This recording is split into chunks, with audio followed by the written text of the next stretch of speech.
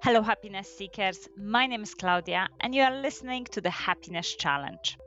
In the previous episode, we had the story of finding comfort and strength in nature from Ben Goldsmith, the author of God is an Octopus, Loss, Love, and a Calling to Nature.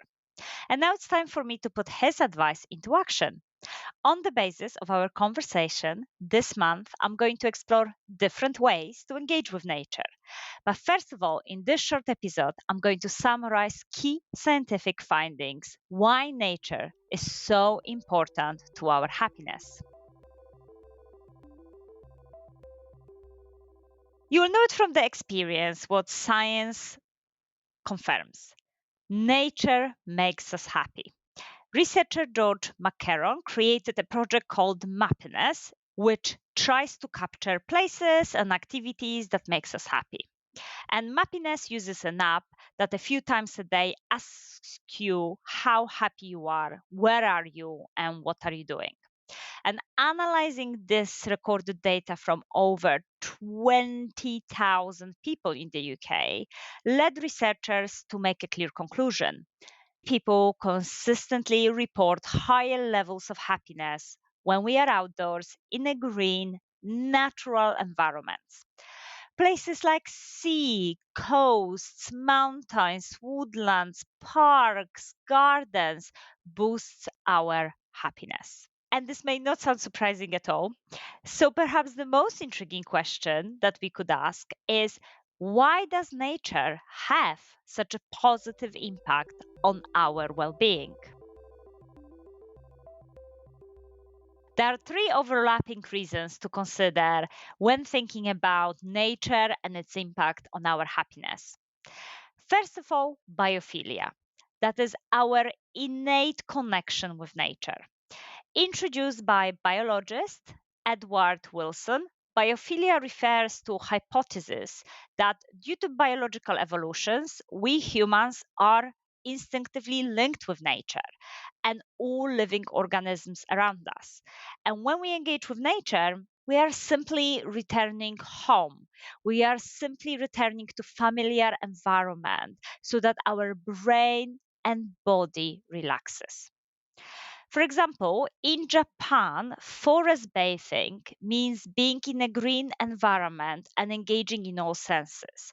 And it is based on this idea that our senses evolved in natural environments.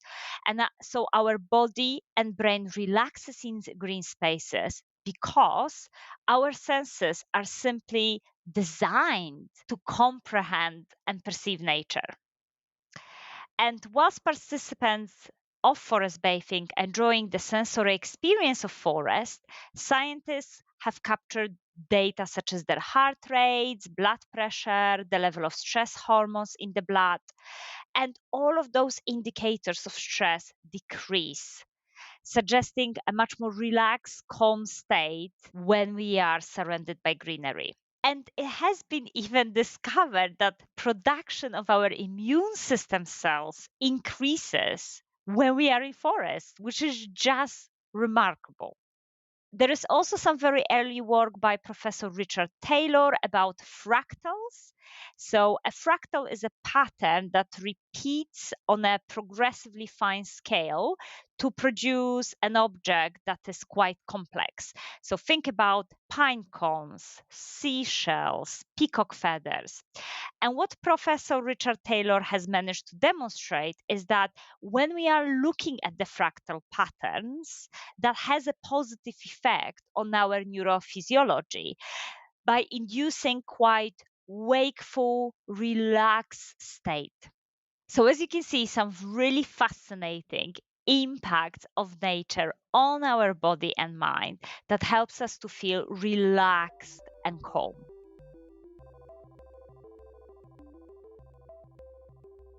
The second aspect why nature actually boosts our happiness is that we are much more active in nature.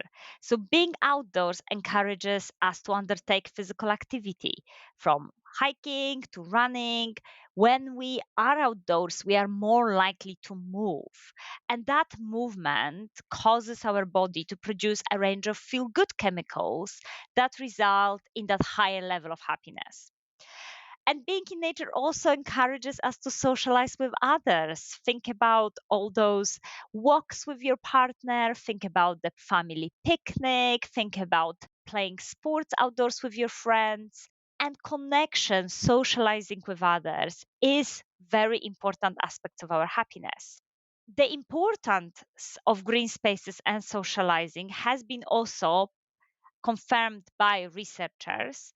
There is one study that concluded that proximity to trees and green spaces can decrease the crime rate. I mean, why? Like, how?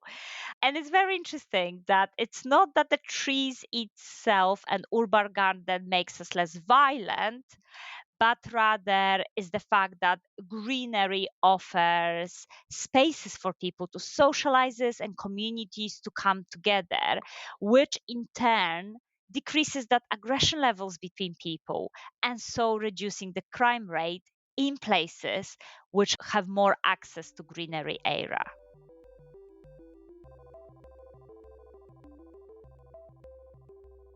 And the final reason why nature impacts our happiness is that green environments are free of certain stressors, such as noise pollutions, giving our body that health sensory break.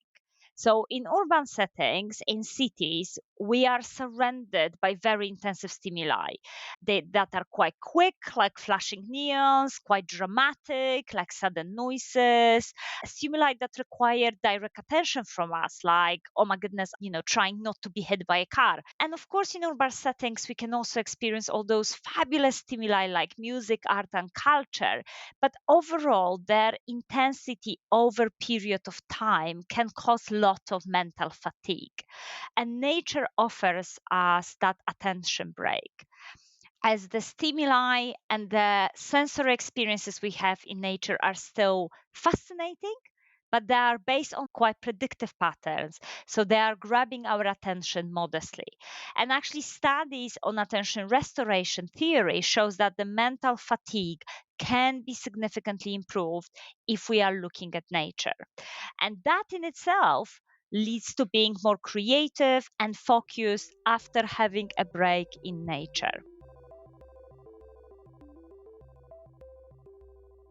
So here we are, three very important aspects of how nature impacts our happiness. But if you are guilty of not spending enough time outdoors in nature, don't worry, there are different ways that you can bring nature into your life. And this is exactly what I'm going to explore this month. I'm going to explore as many different ways of engaging with nature as possible.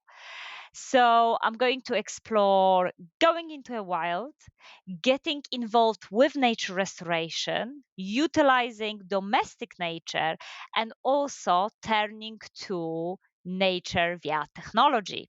So, hope you will join me on this happiness challenge. Remember to keep in touch and join the happiness challenge newsletter on LinkedIn.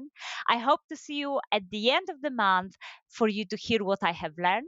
And in the meantime, as always, I dare you to be happy. Bye.